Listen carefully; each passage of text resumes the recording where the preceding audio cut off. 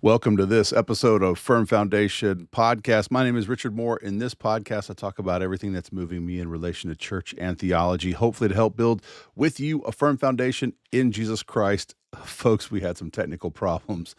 I think we're going to be good. I hope we're going to be good. If not, I may just have to call it a night and do it another time. But let's see how this goes. Guys, I'm going to start off with the prophet, Kris Vallotton, is in Germany.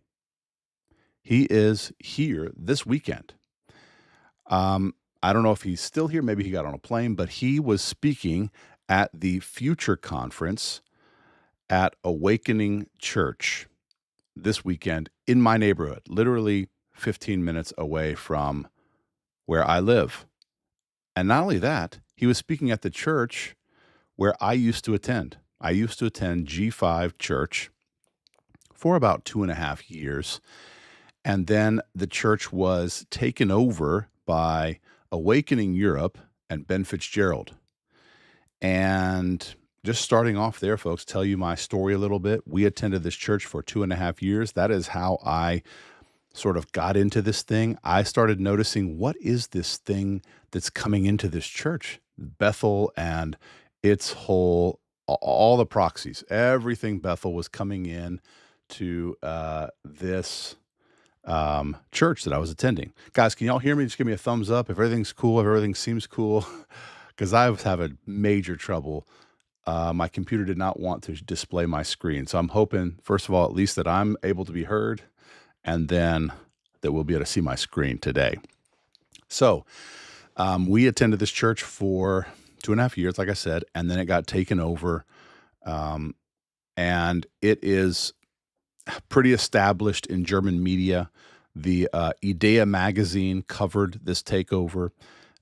The Free Evangelical denomination in Germany, it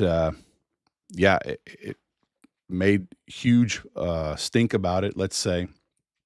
The Free Evangelical denomination published an open letter critiquing the takeover. Let me just see if I can get, while we're doing this, and I have it here, I can actually just sort of read a very, very short summary on what actually happened. Let me see if I can pull that up in my most recent. I was working on it and just working on a very short summary. Here we go. I'll just read it to you. Here we go. Let me pull it here.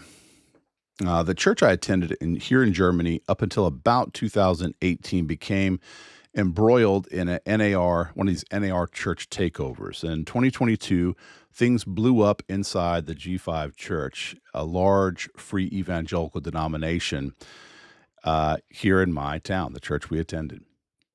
This church was also known as FEG Rebland. Rebland is the area of where we live, and FEG means Free Evangelical Church. This began when G5 Church started getting a lot more connected to Awakening Europe and Ben Fitzgerald. He became a regular and influential presence at the church at the time, and by early 2022, Fitzgerald was literally anointed as the lead pastor. They anointed him with oil, and he became the lead pastor. Leaders in the wider FEG denomination publicly pushed back hard with an open letter, decrying the takeover. Their criticism was that this leadership change was made without proper input or a vote from the broader congregation.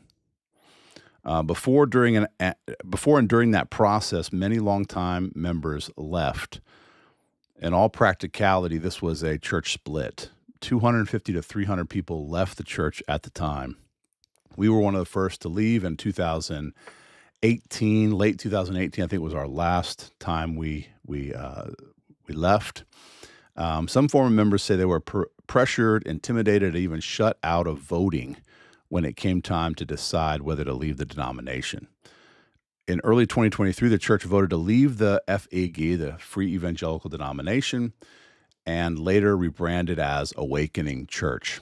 Critics and former members argue that the shift was driven by Bethel and NAR adjacent revival networks. And it was. I'm a witness to the entire thing. It was. And this is all, guys, all these details I'm talking about today are established in public media, Idea magazine, all the way from local magazines, the Free Evangelical Denomination. I have all this material. I don't want to spend time doing it today, just to give you guys a perspective of what's happened to this church. All right, so let's see. Where was I? And several described it in interviews as feeling like a hostile takeover. We ourselves as a family left when someone in the church leadership said my daughter's disability, which is Down syndrome, and autism on the autism spectrum as well, was from Satan. I wasn't going to have that anymore. That is pastoral abuse, and we left. We tried to talk at length with leadership about the dangerous Bethel and theological perspectives that we perceived was growing in the church. And when the takeover finally happened, our deepest fears were confirmed. In the same service where Fitzgerald was anointed as leader, Bill Johnson himself sent greetings via video and subsequently has preached several times at the Awakening Church. And today, Kris Vallotton, actually this not just today, but today, Saturday and Friday, Kris Vallotton spoke at Awakening Church. So y'all know the background a little bit of this church. This church was obviously taken over by a hostile takeover. The church didn't want it, and the elders pressed people out who were not in Bethel agreement or in agreement with Bethel. So that sets the stage. Kris Vallotton appeared at the Future Conference this year, the last 3 days, and we'll go over that in a moment. So, however, Bethel Church says it's remaining respectfully quiet amid investigation into alleged clergy abuse. Here we go. Let's slip over here to my desktop, and this is the article from Shasta Scout. This is the Shasta County newspaper, and I'll just give you the very quick, dirty details of this article. They are basically saying we're going to not make any comments until the investigation is done. They have not chosen a third-party investigator to do these investigations, especially of the SA of Ben Armstrong. He's just been put on administrative leave. But here they say, Bethel, their official statement is they're going to remain respectfully quiet amid investigation into alleged clergy abuse. And my screen froze. Dadgummit. Guys, this is the problem I was having. So I'm highlighting this and it's not lighting up. So I don't know what to do. Yeah, OBS is not acting and agreeing with screen recording at the same time. So I'm changing all my tabs and nothing is changing.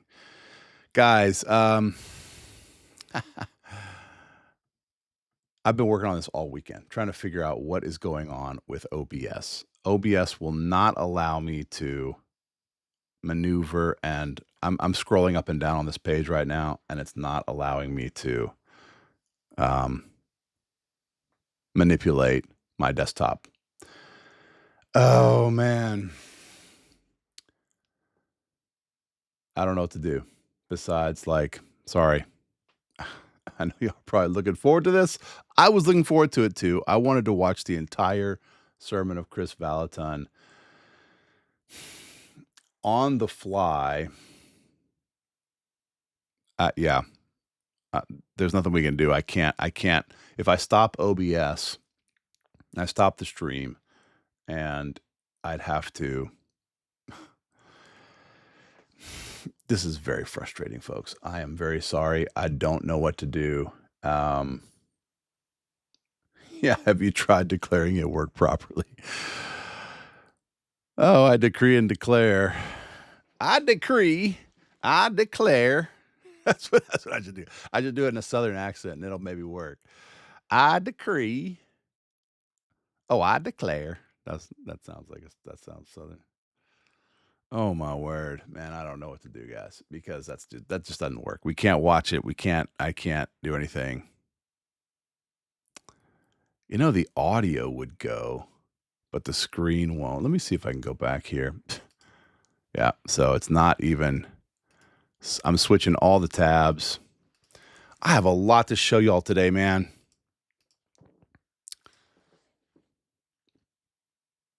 Yeah, the controlling demons. It's actually I've researched it. I've done a lot of research trying to figure it out.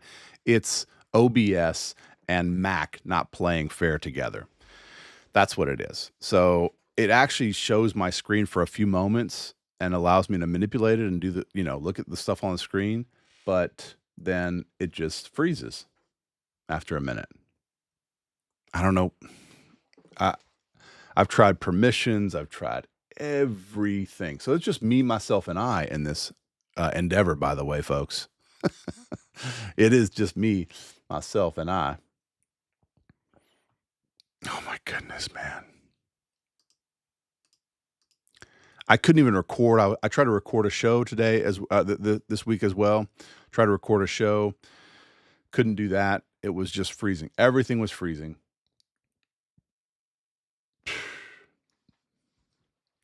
Very frustrating. Very, very frustrating. I had this brand new computer. Y'all help me buy this brand spanking new computer. Thank you, thank you, thank you. And then this type of stuff happens. It's very, very frustrating. I wonder if I turn off the stream, I might be able to go on my phone and do it. But then it's just a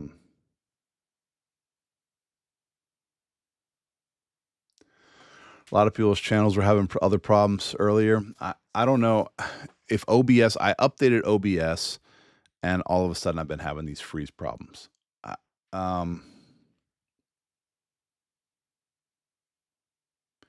Audio would be okay. I think it's absolutely worth having the video as well, guys, because there's so much stuff. You know what I'm going to do? I might just turn off and go over to my phone and see if my phone will do it well. Could y'all hang with for a moment? And I have to turn this stream off.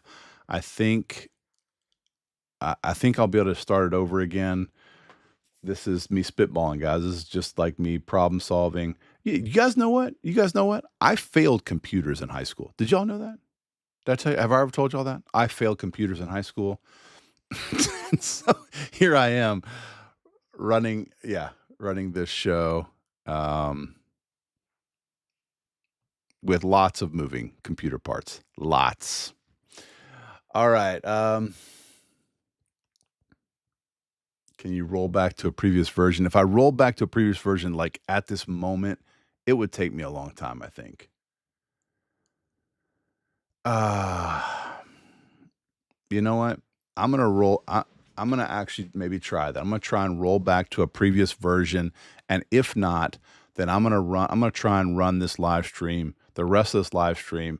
If y'all can hang loose, I don't even know what to do. Like, y'all let me know what to do in the comments. Like, I could roll back my OBS to a previous version, see if that works, and then run it that way. If not, then I'll run it on my phone. But like this, I have a lot of material. It could be a couple hour, maybe 3 hour. It's a 1 hour and a half sermon. So what would y'all want to do? Would y'all want me to try to roll back OBS, and then if not, try to run it on my phone? Kind of give me thumbs up if y'all would hang with. If not, it just may not be worth it. I might just do it another time. We can wait for you. People say hello, beautiful weirdos. Welcome, Seeley. Welcome. Yeah, I don't mean now, but maybe later. I don't know how that affects your setup. Exactly. If I roll back now my OBS to a previous version, it might affect the entire setup. I might not have my setup as it is anymore.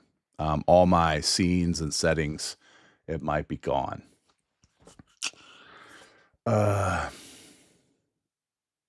Good to come back.